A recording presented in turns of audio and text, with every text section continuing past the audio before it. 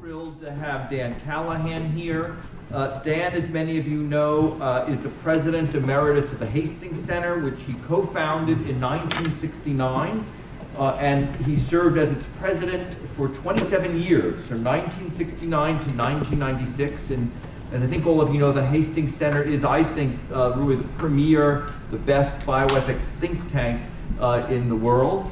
And he has been instrumental behind it. He earned a bachelor's degree from Yale, a PhD in philosophy from Harvard. He's received many honorary degrees. He's a member of the Institute of Medicine, and he's received many, many awards, including being a finalist for a Pulitzer Prize for one of his 41 books, which he has authored or edited. His other books include Taming the Beloved Beast, Why Medical Technology Costs Are Destroying Our Healthcare System, which Princeton put out in 2009, Medicine and the Market, Equity versus Choice, The Research Imperative, What Price Better Health, False Hopes, The Troubled Dream of Life in Search of a Peaceful Death, and many others. He's written for The Atlantic, for Harper's, for the New England Journal of Medicine, and for JAMA. We are delighted to have him speaking this evening on creating bioethics and a life to go with it. So, Dr. Callahan, thank you.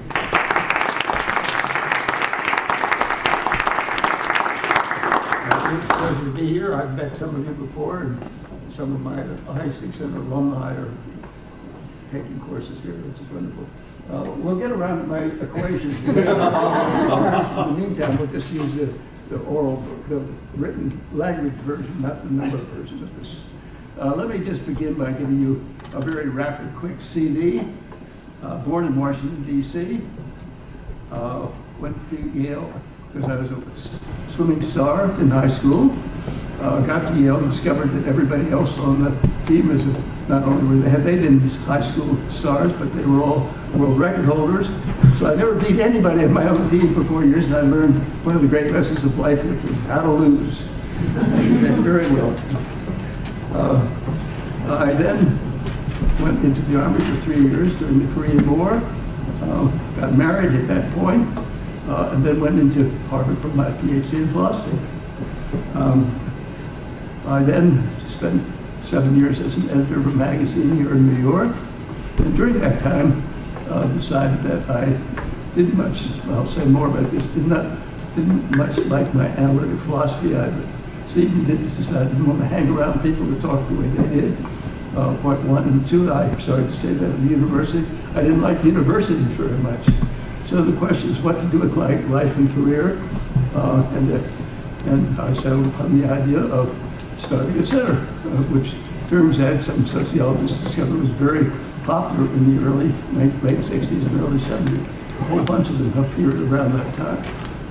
Anyway, that's the story. Now, I got interested in bioethics in great part. I wrote a book on abortion, the first one published in 1970, and in the process of doing that, spent a lot of time at the New York Academy of Medicine Library, and just wandering around looking at the journals, and said, my gosh, there are a lot of other issues that are around these days that might be interesting to work on as somebody trained in philosophy. At that time, there were only one or two people in the whole country with philosophical background interested in these issues. But that gave me the idea of starting a center. I found out later that during almost the same period, Steve Jobs and Bill Gates were starting their things. The only difference was there were a lot in common. We've just made more money than they did in bioethics. And I know they were jealous through their entire career about that. Well, the 1960s was really the time of emerging of bioethics in great part because it was a time of terrific technological development, the results of work at NIH and other places after the Second World War, so that by the 60s you had the contraceptive pill, ICUs coming into widespread use, organ transplantation, heart transplants, end-of-life care discussions beginning, talk of the biological revolution, particular emphasis on genetic engineering. So just a lot of things were happening. And at that time, there were a few people talking about it. However, during the 1960s, there were a number of conferences held organized by scientists mainly, asking the question, where is all of this development and progress going to take us in the future? And that was hearing about those conferences and going to one or two, and they would often end up by saying, somebody has to think about these issues, and that gave me the idea of the center.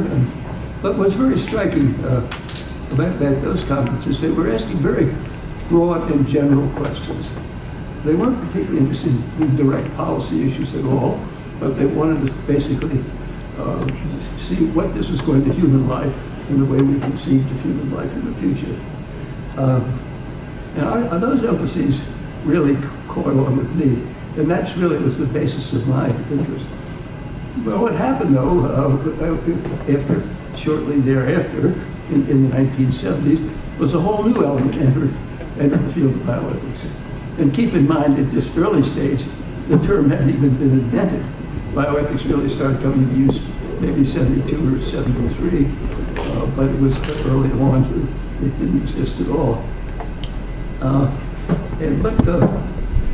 With this new stream was very different in the sense that it was less interested in these larger questions than it was interested in policy questions. End-of-life care, human subject research, technology assessment, a variety of things were coming along, which, while they didn't ignore the larger questions, it became the secondary interest. So I always thought of the beginning of the field having two streams. The ones pressing for the larger issues more or less got wiped out by the policy stuff. And it got wiped out in great part as a practical matter. A place like ours, we had to raise money, get grants, and it was very hard to find somebody interested in fundamental questions of the philosophical or sometimes theological kind.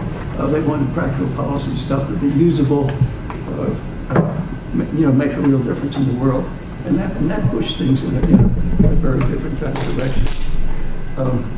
But at least for me, out of that first thing came three basic and enduring questions, which I've sort of explored ever since. Namely, what will all of these biological and medical directions do for the meaning of health itself? How are we going to think about health in the future, given all of these new frontiers of improving health? Secondly, how are we going to think about our bodies, and particularly our bodies in relationship to the goals of medicine as a result of the progress? And thirdly, how are we going to think about the changes in the way we live our lives? Now, under each of these categories, all sorts of subcategories, the way we live our lives, to me, in some ways, has been the most interesting, because clearly, many of us who are older, we're here because of much of this medical progress. We certainly know the difference that contraception and the like made for women's roles, changing family patterns, demographic impact, all sorts of things have been a fallout of that, many of which go well beyond ethics, but just a general impact on society. Now, the other development of some importance, for those of you familiar with some of the ethical discourse, is that a number of philosophers came into the field. I would say up until the early 70s, medical ethics had essentially been in the hands of theologians of different religions, because there'd been a long tradition of Catholicism, Judaism, Protestantism of worrying about medical matters. Manuals, a great deal of interest. But that more or less got wiped out by secular philosophers who came along, and instead of using medicine as the point of departure, there's one theory about the very nature of medicine, pushed by some, that said the ethics of medicine should come out of the history and traditions of medicine. Well, the philosophers came in and said, no, not at all. The ethics should come out of moral principles developed in the history of moral philosophy. And that happened, and in particular, the whole concept of principalism, that is to say, picking four values as used for decision-making, autonomy, non-maleficence, beneficence, and justice, became a sort of dominant theme in the early 70s and 80s. And this was very much the product of the work of philosophers. And hence you began to see that the use of these principles, to this very day we get probably a manuscript or two every week citing principles as a way to solve some medical decision making. And I'd say the emphasis is very much things moved away from the larger issues to some of the other more clinical issues and policy issues, there was a sort of really a desire to say there's some moral principles will really help us make good decisions and deal with these problems. Well, and of course that was attractive for raising money to take on those issues, which we did. And interestingly enough, a number of federal commissions starting in the 70s were put together, and almost all of them were oriented in the policy direction, except the very last, not the penultimate one during Bush's administration, led by Leon Cass, which wanted to go back to some of the fundamental issues, often with a very conservative twist, but those are the things that interested them. Now, finally, so there we are in the 70s. By the 80s, the field had really caught on. In the early 70s, we taught a course, started a course in medical ethics to physicians and surgeons, up, down. And that was a very interesting experience. But we came to a very funny end. My colleague Millard Galen, psychiatrist in the West Army Center, wrote an article on cloning, just describing it as an issue, which was published in the New York Times Magazine, whereupon the dean called him in and said this was absolutely outrageous to do this, to write about this sensational stuff. This will really hurt us getting grants. And I said, well, okay, anyway. And the same dean had chided me earlier because the medical students in the course of teaching talked about the lack of a dialysis unit. Dialysis was still new in those days in the hospital. And I thought, well, that was interesting. We hadn't heard about that. Well, the dean heard about that one too and thought we were just stirring up trouble, and we were going to come in and start to tell people how to change everything and do better there. So, and they basically threw us out at that point. We were just seen as troublemakers. Okay. Now let me shift a bit, having given you that kind of history, thought about my own intellectual development, which is, so I was doing two things. I was running a center and taking on a lot of policy issues, right, because they were interesting in themselves, but also that's the way you had to go to raise money. But my own interests were sometimes going in a rather different direction, particularly in my writing. And I, first of all, decided that in order to think well about ethics, you really need to have three skills.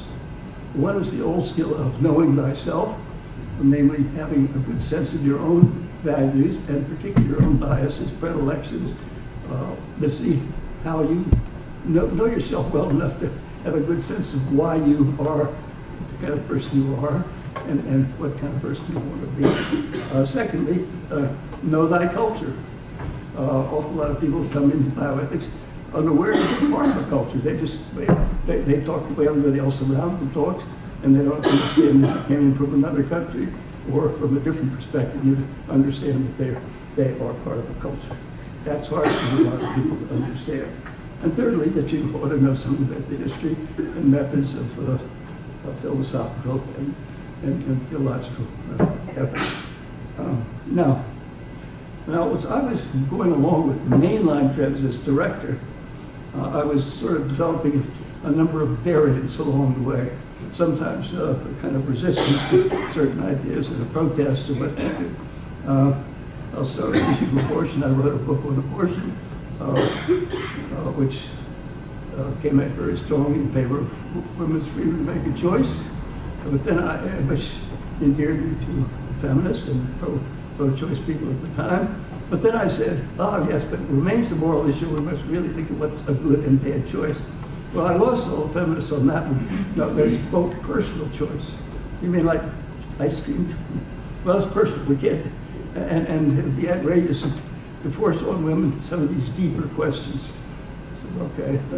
And I found that rather odd, and I discovered, so I lost the pro-life people by being in favor of choice on the one hand, but lost the feminists by saying, well, choice really does matter. Anyway, it's the content of choice and not just the having a choice that really matters neither.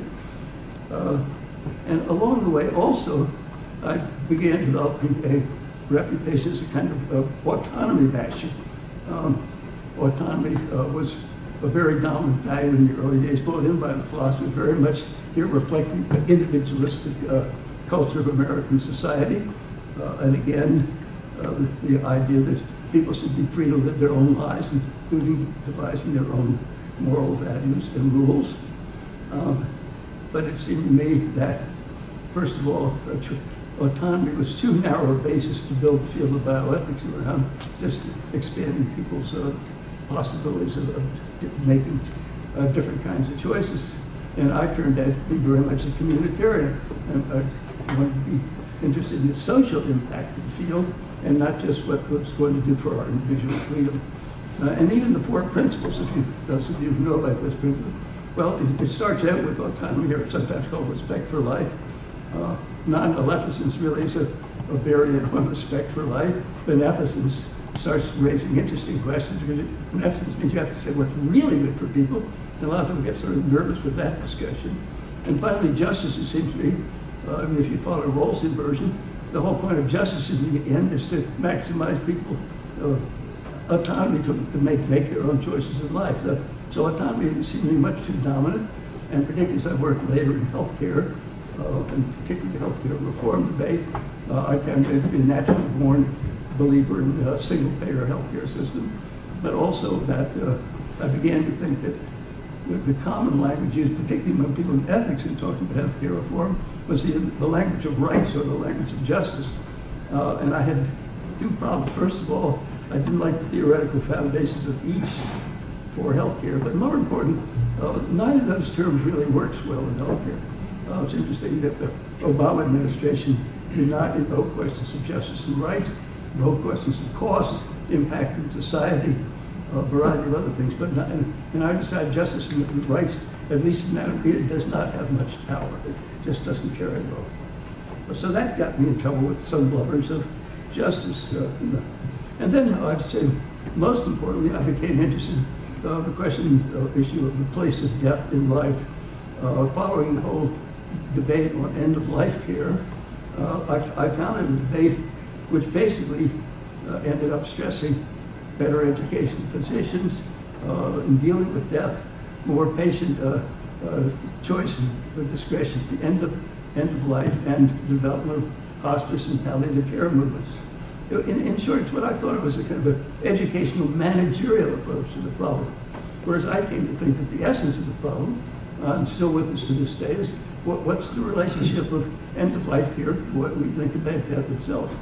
And it seems to me we certainly know the physicians are very reluctant. That's why a lot of the sort of procedural things haven't worked very well. Physicians are reluctant often to talk to patients about death. Patients and their families are often reluctant to talk about death. And by and large, it's still a kind of taboo subject. I said, but we're never going to deal with this issue unless we cope with that issue. And that one takes you right into the question of the goals and purposes of medicine and what this whole enterprise is all about. And so, in addition to having some dissenting views there, I mentioned over the years I've probably written on every topic there is in the field of bioethics. Only one, though, in human subject research, which I'm sorry to confess, I think incredibly boring for the most part, and I just tried to stay away from that one. So it's what I think is the biggest service industry in bioethics. Enormous number of people involved. We have a journal, Bioethics, IRB, and it's just endlessly for over 30 years now. It's always finding new topics. The same old issues talked about 30 years ago, but everybody's got a new twist on everything going. Anyway, I try to avoid that part. Otherwise, I've written on aging and rationing, obligation, I'm interested, obligation to do alleged obligation to do medical research, a book on the role of the market in healthcare, which was looked at both developed and developing countries, setting limits in healthcare, and more recently, a book on the place of technology in medicine's place. I will add two new books to my CV, which are just published. One is a memoir called In Search of the Good, A Life in Bioethics, and the other is called The Roots of Bioethics, Health, Progress, Technology, Death.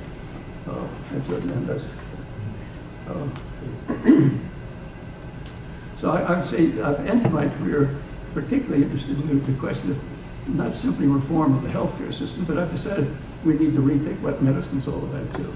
What we have now is a very expensive kind of medicine, which has gotten better and better at keeping sick people alive longer and longer time at higher and higher cost. And I think that's in great part because we totally bought into the idea of endless progress in the medical frontier. There are always lives to be saved, always suffering to be relieved. There's no end to possibilities, and we shouldn't spend no end amount of money to deal with those possibilities. I said, well, this is a wrong model. This model is not working anymore. It's bankrupting us. It's giving a lot of people very poor times at the end of their life. So the question is, what medicine to be, given all the progress and developments is there? And what do we mean by progress? My own view of progress now is it's not unlimited extension of life, but it's sort of living well within a finite lifespan, understood to be finite, and beginning with the fact that all people die, and saying, all right, if everybody's going to die, how do you develop a healthcare system which makes the time before you die a decent time, and is not dependent on the hope that there's just going to be more and more and more. So that's my passion at the moment. However, I was mentioning a book I'm presently writing, which is for me quite a change. It's called The Five Horsemen. And it's a comparative study of global warming, food shortages around the world, water cleanliness and shortage problems, obesity, and chronic illness, each of which has been determined by the World Health Organization to be an international issue. And I got interested in it, partly working in healthcare and just following the environmental arguments. And I said, my gosh, they're really, the law are very much like the arguments in healthcare. They're equally fouled up. Scientific squabbles, ideological squabbles, all sorts of different factions working across purposes. And the one thing common to all of the five is they're all getting worse, not better. We really don't have a good way to, we've never figured out, all of them involve basic questions of how we live our lives. And it's very hard to change what you have to do, and most of them is change whole cultures. And that, for me, is a fascinating kind of challenge. It's a terrible issue to write about, partly, I will say, because medicine is full of human stories. There aren't any very interesting stories in all of those areas. They fall in the category of important, but not necessarily interesting to read about or write about. And that's been part of the struggle here. I miss healthcare in medicine in that respect. Anyway, that's what I'm doing. And to me, it's a different way of thinking about the future of mankind. All of these things have some angle built in them that it comes back to some medical progress of one kind or another. Okay, I'll stop with that. All right. Well, great. Well, thank you.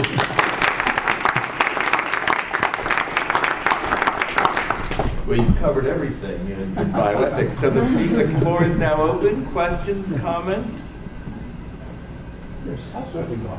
So you've said that you've shied away from policy, and yet it's sort of hard to tackle, especially your five horsemen. They're all policy. Yeah. So if you could, and the other thing about being a philosopher, of course, is that while people might listen, nobody, of course, will do what you ask them to do because they figure you're a philosopher. What do you know? If you could change one thing, like if you had the presidency or just by magic, and you could actually change something in healthcare today, what would that be? Well, first of all, I would have a universal single-payer healthcare system. And here I have a kind of different reason. Because it works in Europe and with very diverse kinds of systems, but they all more or less guarantee good healthcare coverage. One of the great competitors, of course, is people interested in the market. The market, that's what you get in Paul Ryan plan for healthcare reform, leaving up to consumer choice and discretion, provider competition. That's the answer. And that's sort of a business market model. So, but there's one thing left. The way business in this country is run is you have a chief executive, and you have an annual budget, and things are managed that way. But with healthcare systems, they've left out the part of having a sort of a single payer and an annual budget. Now, so I would start that way. I'd have to set an annual budget and make us stick to it. I would find a way to either force or cajole everybody in the healthcare system to live on lower salaries, starting with doctors, hospital, nurse, everybody, which we have to, in Europeans, don't pay the way we pay for healthcare workers, and it's not necessary. You don't need to make $1 million you know, as a cardiac surgeon, he can probably live on 300, 500,000. Anyway, that's the base shape. So, and then I would have the question of death put right at the center of things. Starting medical school, okay, how are we going to deal with this problem of death, which medicine is dated dealing with by simply saying, well, more or less, as I like to joke, the National Institutes of Health does not say we're after immortality, but it says if it kills you, we're after it, and give us more money and we'll eventually cure you of it. So we live off the constant hope of endless improvement. We're going to find a cure for cancer, Alzheimer's, you name it. Well, that's likely not to happen necessarily in these cases. So what do we do about that? And so that's the second thing. I changed the discussion of what medicine's all about, and I changed the healthcare system to single payer direction. Yes? As a coming into Bioethics field with a philosophy degree, it's always nice to hear how integral it was in the foundation, especially in terms of principles. What do you feel the role of the philosopher is today in bioethics? Well, I guess I go back to a sort of old-fashioned model of, I got my degree in the Harvard philosophy department, which at that time was very dominated by Anglo-American analytic philosophy. But there's a very interesting history of the Harvard philosophy department. It was actually the Harvard department. It was called, was on the, forgotten the exact title, but by a historian at Penn named Cutwick, and it was basically called The Rise of Modern American Philosophy. But it turned out to be a study of Harvard philosophy department. And the great difference was in the 19th and early 20th century, philosophy was not seen as a narrow discipline. It was seen as a discipline that looked at all the other disciplines, religion, society, history, everything. And secondly, people in the field wrote for the general public and not for other academics. And the whole moral of the story was how the field became narrower and narrower and more professionalized. So by the 40s and 50s, you basically have a situation of philosophers more or less talking with each other. And that's and this I thought was absolutely deadly for ethics, particularly since it ends up being like a lot of other tight disciplines, jargony, not open to very accessible to the public.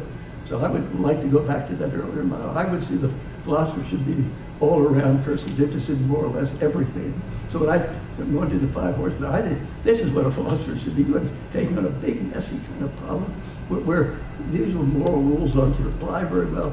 Changing a whole society is not something philosophers are very good at thinking about. But, so that's what I would do. Yes? You mentioned that you consider one of the biggest problems in healthcare is the fact that there's this mentality of keeping patients alive or sick for as long as we can.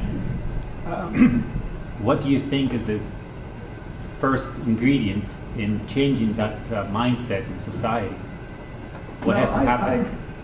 I suspect, I hate to say it, but it's probably, I suspect it will take cost pressures to really make a big difference here. Something that people will feel, you know, it's going to hit their pocketbook. They can say, first of all, even in our healthcare system now, even with Medicare, people pay somewhere between $5,000 and $10,000 a year out of pocket. If you have Social Security, that's not going to be adequate to live on anymore, unless you have lots of savings or terrific pensions, which are also declining. So the net result is we're going to find, particularly with aging, we're going to find economic pressures on the aging and medical pressures at the same time. And I think somewhere everybody will reach a point where we'll say, one way or the other, this has got to change. And by virtue of thinking of cost, I think the Europeans have always been driven by cost because they spend much of that in healthcare, and they like to have pretty well-regulated, tight systems. But now what's happened, interestingly, I think in Europe, is there's still an awful lot of physician paternalism around. They don't have committees making end-of-life decisions. A lot of it is still doctors making decisions at the bedtime, and it turns out, it's studied very carefully, a lot of the decisions are made on their view of the person's too old or the person's too sick. It's not worth it. All of which is sort of kept from the eyes of the public. And as one British policy person said, and you want to keep all of this from the eyes of the health minister too. They all know what's going on, but don't let it get out. Now, I think that's probably the way things will end up here, possibly. Because we're not going to have death panels. And I used to say the whole field of bioethics, some would say, it began with the death panel in Seattle with the a panel to deal with dialysis patients when there weren't enough machines around, and people would make these life and death decisions, and that turned out to be terrible for the people making decisions. But we started there, but I don't think we'll ever go back to having panels that make life and death individual decisions. So we might have government decisions, but boy, they meet a lot of resistance too. So I suspect a lot of it will start becoming kind of covert, and people will understand that doctors, they're not trying to just keep people alive forever anymore. But that's just a guess. Yes. The discussion of cost and incentive structures in healthcare makes me think of Thomas Pogge's Health Impact Fund. Are you familiar with the project? Sort of, not very well. Right. So the idea that pharmaceuticals are supported, endorsed, and basically paid for in proportion to quality-adjusted life years and basically their efficacy on kind of a global scale, right? Mm-hmm. So that all nations which contribute to this fund are reimbursed in proportion to the efficacy of their drugs, which takes emphasis off of just sustaining life, but actually quality for individual life. But if you haven't heard of it, it's probably not worthwhile. Well, the difficulty when you talk about efficacy, well, I mean, efficacy by whose standards? You know? Well, if your child is dying, it's a 1 in 100 chance of saving it is that's worth the try. An awful lot of medicine, most of this medicine is probability, one kind or another. You don't know really what's going to work with this individual patient. You do a lot of technology assessment and the like, but you're still left with the individual patient, and that's where you get into problems. And then if you throw in money in the equation, how much is it worth spending? I think of these recent drugs that are costing over $300,000 one.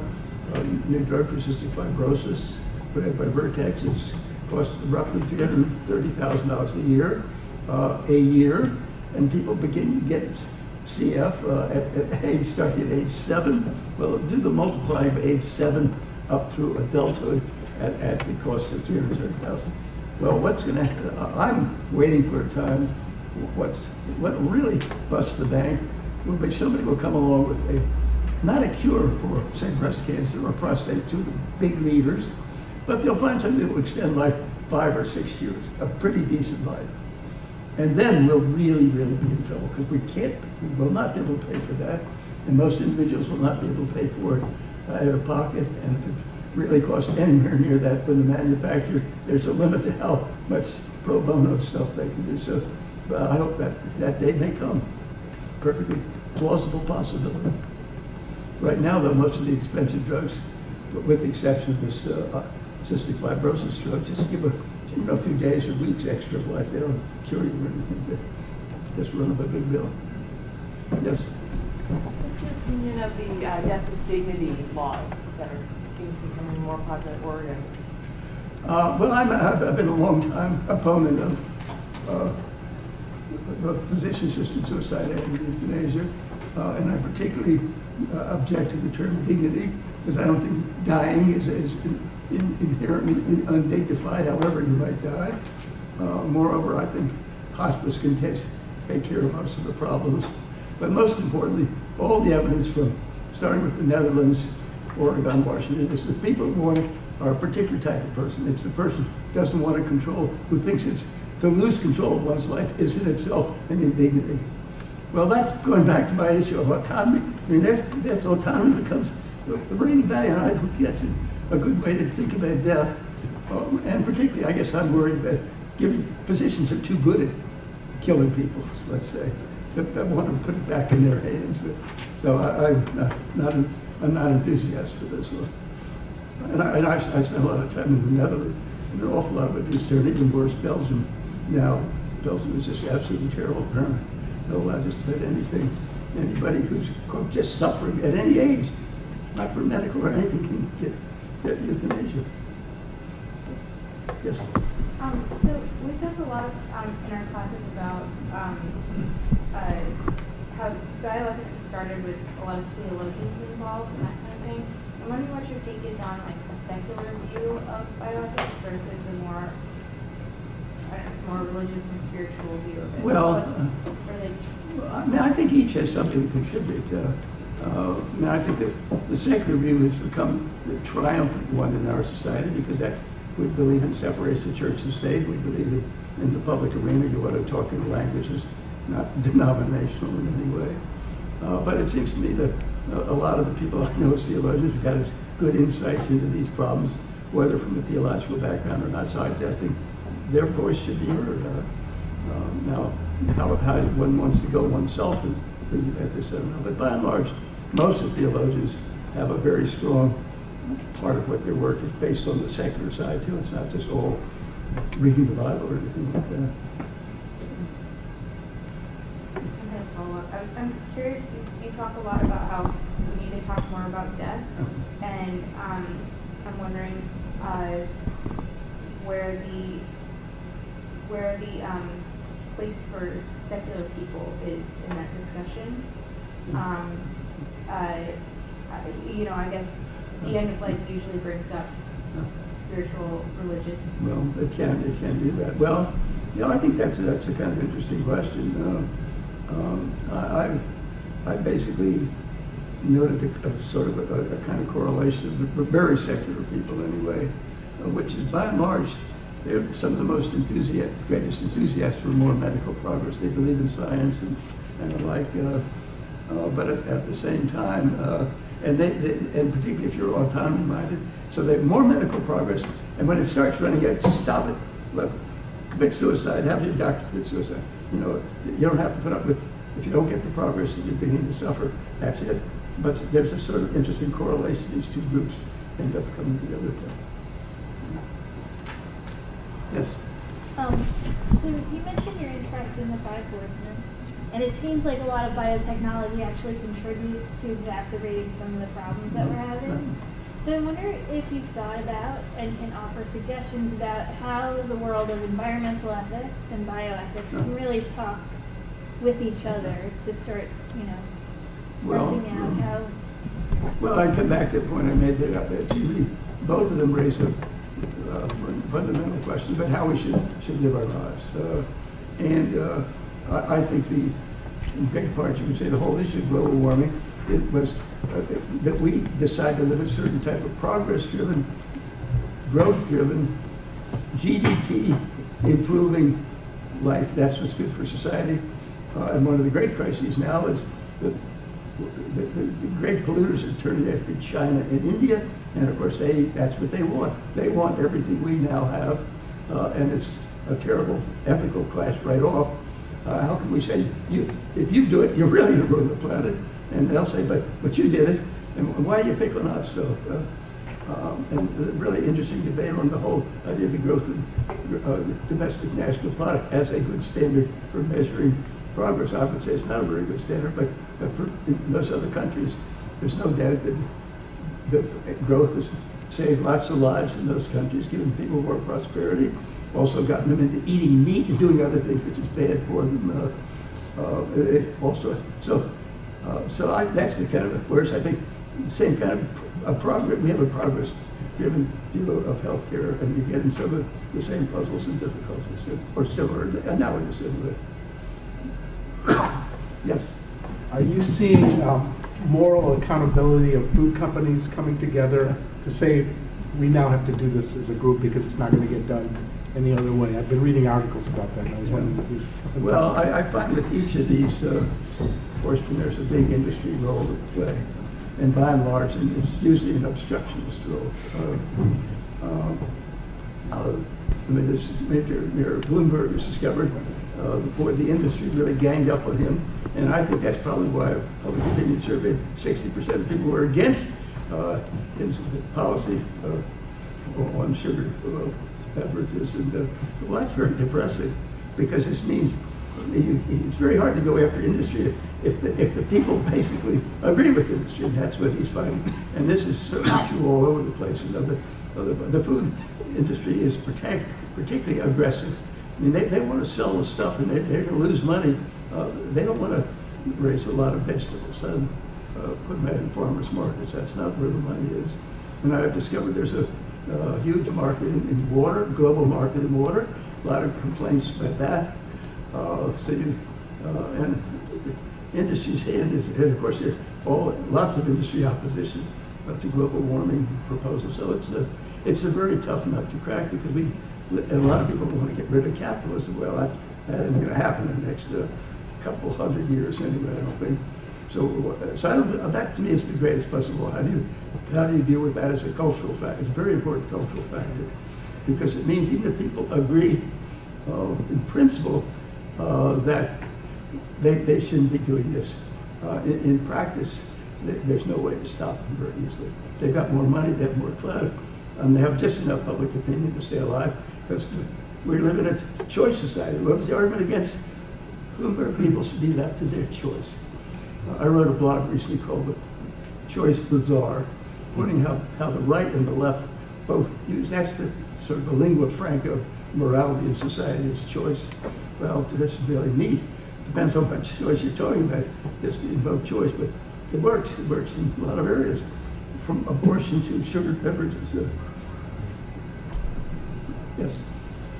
How does the concept of natural rights fit into your philosophy in bioethics, and does it seem to apply differently in different situations, or do you have a single philosophy that would more or less be applied in the same way across? Well, I guess I mean, there are really two versions: negative rights and positive rights. Negative right is, the ability to set your own standards and live your own life without interference by others. Positive rights, namely that somehow society has certain obligations to provide you certain things. That gets into more tricky territory. That's why basically, and I don't find it works very well politically. I'm very struck by Europeans talk the language of solidarity.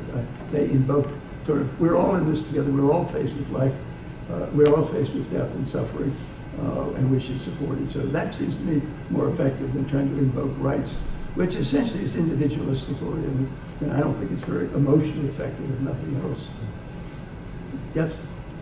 The opposite end of the spectrum from end of life is looking at advances in technology today for our ability to determine for fetuses some of their genetic status in light of so much uncertainty of what even many conditions mean. So you have trisomy 21 with a wide range of phenotype. How do you? Well, I first of all, I think all of this, it's called personalized medicine, is going to be financially very expensive stuff in the long run. Despite, yes, okay, we could map the genome much. It's getting cheaper and cheaper all the time. But when you have individual physicians trying to use all of this to deal with individual patients, that's going to be expensive, I think. And the problem is, I guess the worst thing is, particularly in thinking about traits for one child, as a parent, I don't know what's going to be best for my children. I think it's how do you raise children who are going to be free to live their own kind of life with their own kind of values?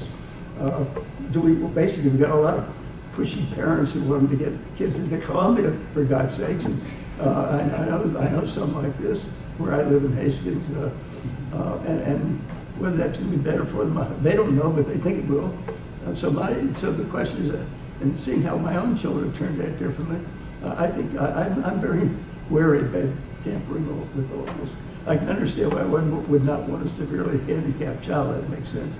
But to think that you can use the positive traits, nothing else that you learn as a parent is that kids go their own way. Having children is a curious business. You want it for the pleasure of having children. At the same time, you should want it for the sake of their lives, not yours. So you've got this sort of funny balance to make it. So I look at the screening with a great deal of awareness. And this is going to happen too, of course, when we do the adult things like screening for Alzheimer's, when you're going to get all this sort of vague statistics on the whole thing.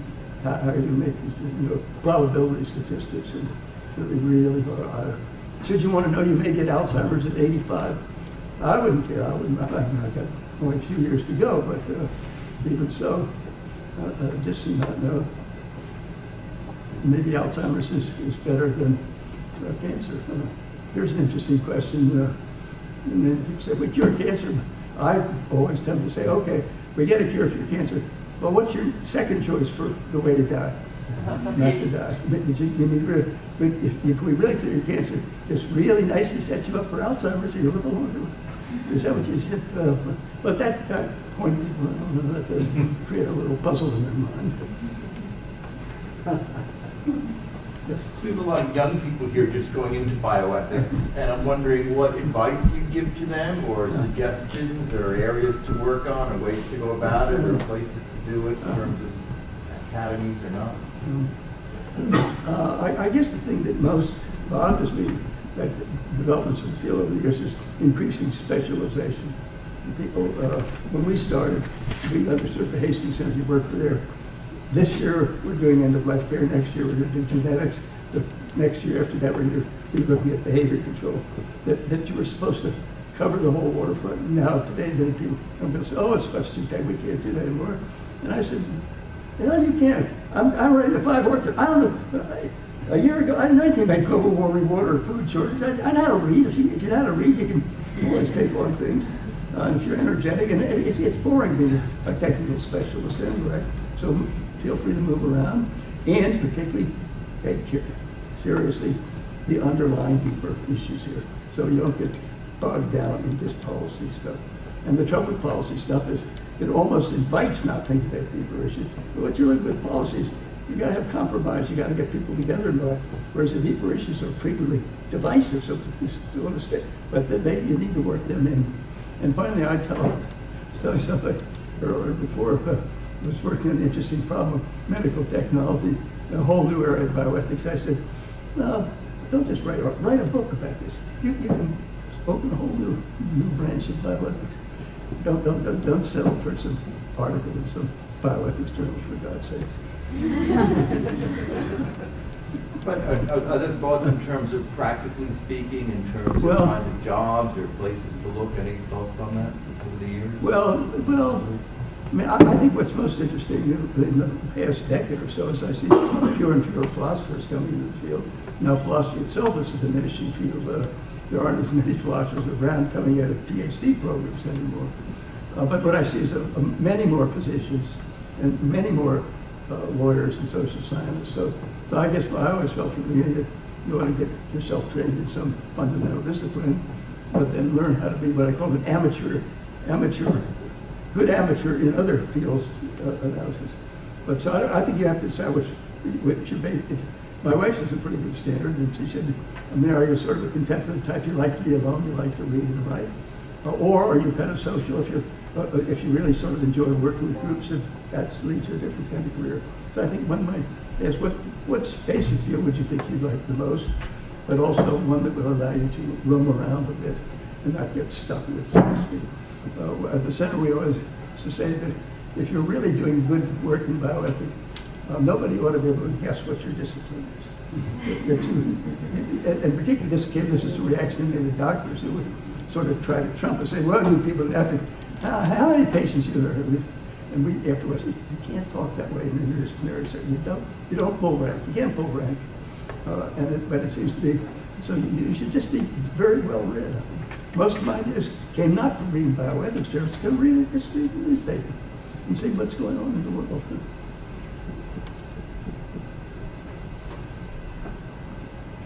That's one last question. Okay.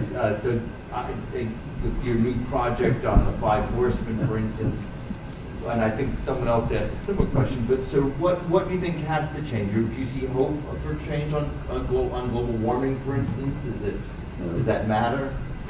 Yeah, sure. It surely matters whether there should be a change. I mean, it's certainly there's much more talk about it, but there's been some strong opposition, which has reduced the government role, particularly the American government role. So that's not very promising. But it's a sort of fateful area, I think, for human life in the future.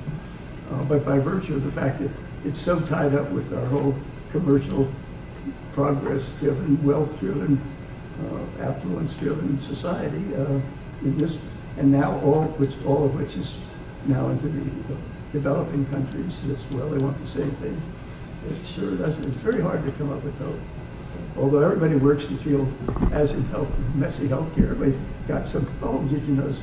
Everybody's got some little good news here and there, but they often run with it. reminds me of all the stories of the New York, first page New York stories on Alzheimer breakthroughs. Until you get to the end of the story, it turned out it was 4 mice they were talking about. That was not in Gina Colada's headlines. And so, global warming's got a lot of little hopeful signs. I mean, we're all doing a lot of greening, but that's not, but we're still using a lot of electricity, which is generated by a lot of coal. So my wife is a psychologist, has a wonderful expression called pathologies of hope. And boy, and those of you in medicine know the pathologies of hope, because you got to keep, everybody's got us coming. I've got to come out with this book saying something hopeful. Nobody's going to read the thing if I just said, boy, we're done in, folks. That will not fly. The problem is not to come out with just lots of, one more set of vacuous proposals that will not be accurate. But I don't know, how do you get people to change? It's really difficult. I was just going to say, following up on that, so how can bioethics make a difference? You write books, and you write them well, but how can people who want to make a difference in this discipline impact? Well, I guess, first of all, from the beginning of my career, I was always interested in writing for a larger public. I basically didn't like the narrow disciplinary approach of philosophy. And in the early days, there were no academic presses doing bioethics. You had to go out to the trade press. And that was one, because that meant you had to write for, they want books that educated lay people could read. And that's the kind of writing I do. I never made a distinction between reading a technical article and any other, an essay of a different side. I write the same way. One will have more footnotes than the other, but that's it. And so I would urge everybody to start thinking, if you want to have an impact, start getting the word out. Find a way to write op-ed pieces. I tell people these days, write blogs. First of all, nobody reads, because that can be your CV, so they're great practice, a good way to get into the habit of writing and talking to larger audiences. And then if you can possibly do it, well, I was persuaded of this because my colleague Will Galen, during the Clinton healthcare debate, wrote an article in the Atlantic Monthly, talking for the need to talk about setting some limits in healthcare. And he was roundly criticized by some of the people working in the health reform. They didn't want to hear this message, and they were angry at them. But what happened? He got 3 or 4 senators writing him congratulating him. I said, that's, so there's these nice things like Atlantic, Harper, New Republic, sort of, if you can find a way to get in those magazines and aim for them, aspire to them. And if all else fails, then send it to the Hastings Center report. How about in terms of topics? If you were a young person, are there areas in bioethics that looking forward you think need a lot of work or have not gotten the kind of attention? Well, it's pretty hard to come up with some that that's the case with. I mean, we're obviously now a lot of people writing on the genetic screening of one kind or another, adult and childhood screening. It's hard to think of issues that they exploit. I guess what I would want to find a way to discuss those, bringing in some of the larger questions and making sure they don't have that sort of narrow policy or much less just narrow empirical studies on this. But beyond that, in fact, I recently just looked at all the other journals to see what people are publishing. They're all over the place these days. But then I don't see any single thread, except that I do think the global warming thing is a place that could use some bioethics, particularly since there are a lot of analogies.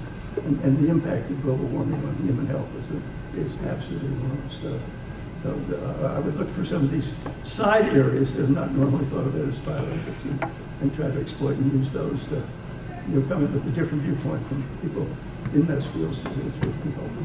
Yes? So there's a paradox actually in what you're saying, because you want to have the broader picture in mind, so that you can reach a wider audience on a policy level, and we all want to do that. And I think that bioethics, by the way, I think it's been very, very effective.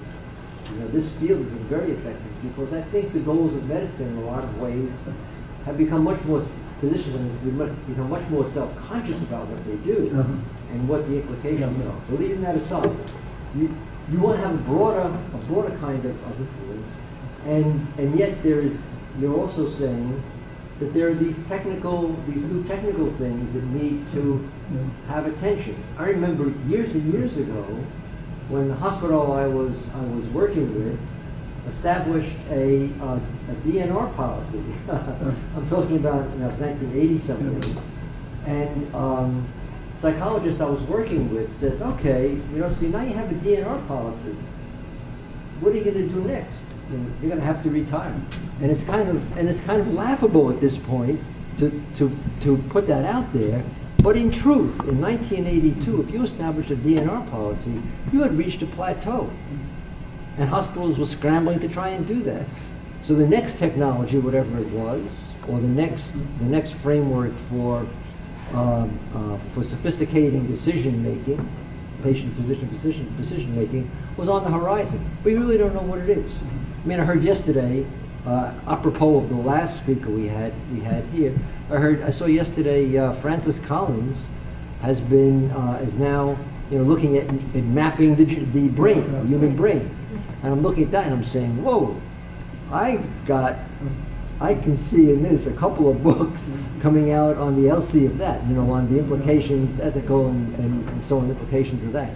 So what do you think of that that paradox? Because I know that your career has been bouncing from one to the other of those, from the technical to I think there has to be a tension between them. There's a real tension in both of them. That's why I've written some very concrete things on policy, and at the same time, more general stuff. And the trick is try to combine both at the same time. And the area of death is just particularly interesting because, as I said, we haven't solved that problem. We've made great progress, but the majority of people going into hospice go in much too late still. Only 25% of people have been living wills or appointed a surrogate of one kind or another. This is after 40 years of discussion. We had a long way to go. That's just one reason I think we might get people thinking, talk about death is a tough sell, I agree, but the other methods are not working very well. And we're running up a huge bill, and people, to me, the great issue of end-of-life care is what to do with chronic illness in general. We've got to start much earlier and worry about person multi-organ failure before they walk in the hospital. One will hope that they get a good prognosis, even if it's a little vague prognosis. Yes, we can do things for your father. He's not dying, but he could die, and you should know that, and get people thinking back earlier in order to, because it's very costly to keep going, and everybody gets pushed on, and they finally have to say, okay, the patient's dying. A week before a patient died, they should have started 2 months before they died, and changed the treatment pattern 2 months earlier. Yes. Do you think that a lot of the answers to, for example, the environmental questions are going to come from countries like China that have more of a dictatorial power to control the masses? That's an interesting question. There's no doubt that, I just finished doing a chapter on water and one on food, and particularly contrasted China and India. China is really making progress on global warming. It's making some progress on universal health care, though slowly. And it's no doubt helped by the fact that it's authoritarian. Whereas India's a big mess. It's inefficient, it's very democratic, but it's barely run off, an awful lot of corruption. They basically have no water policies of any kind to speak of. People can take whatever they want. They can pee in the river, that's fine. The waters are dirty. Terrible statistics. So no doubt it's an authoritarian regime's help. And it's interesting to look at global warming. One thing that's been fairly clear is a lot of the international groups working on it, like the Kyoto Protocol, they haven't done very well. And there's a whole bunch of people saying, no, we need some single government agency, international government agency that's got real power, that can really tell countries, you've got to do this and do that. Well, the whole notion of a single government for the whole world has been around since the end of World War II. And that's a hard sell too, but so it's very attractive, the authoritarian way, I must say, but we can't use it for lots of other reasons. Do you think at some point the world will claim for more authoritarian governments just to save ourselves? Well, Also costs. well, history.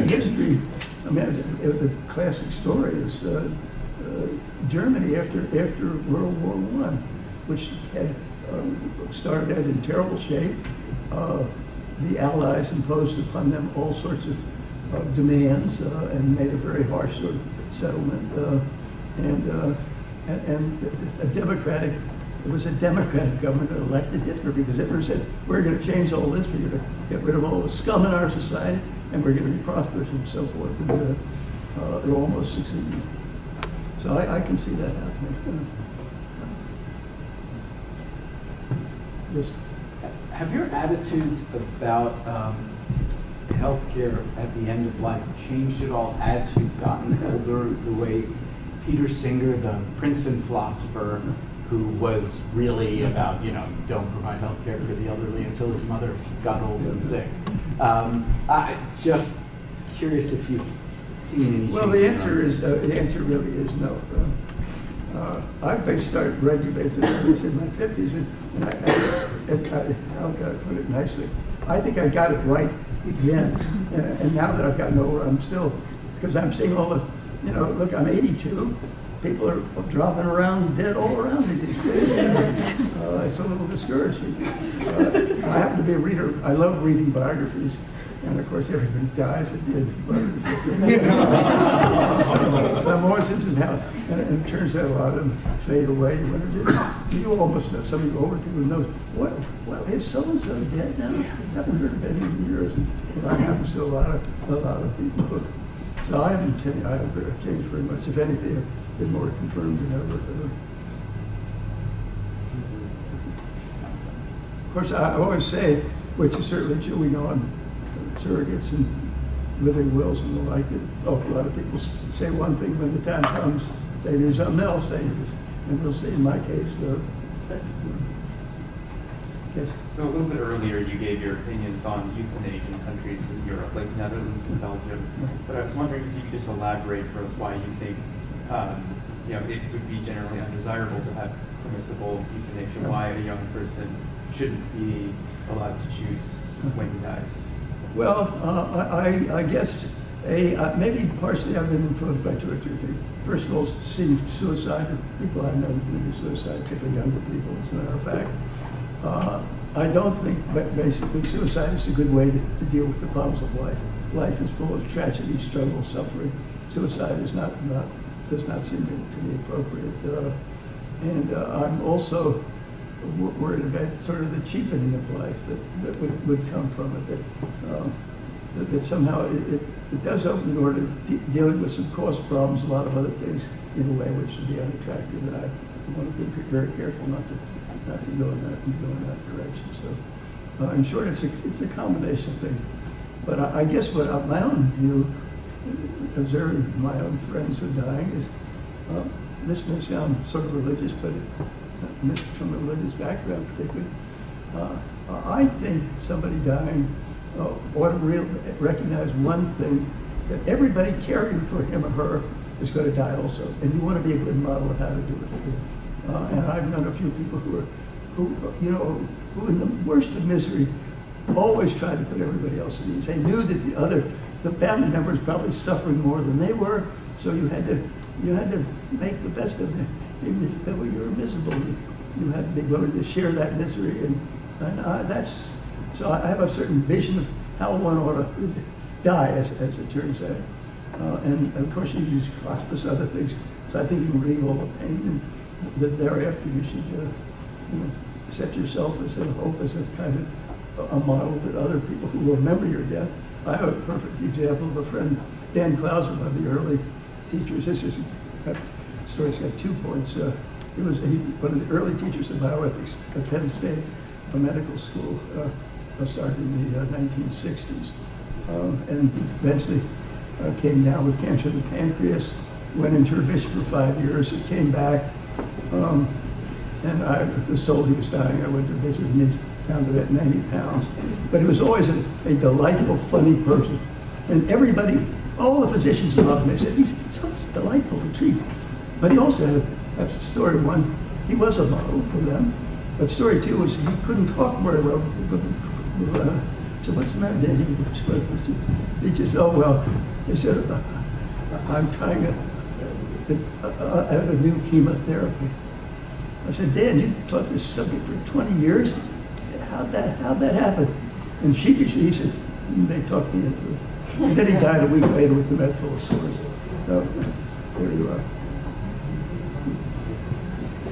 On that note,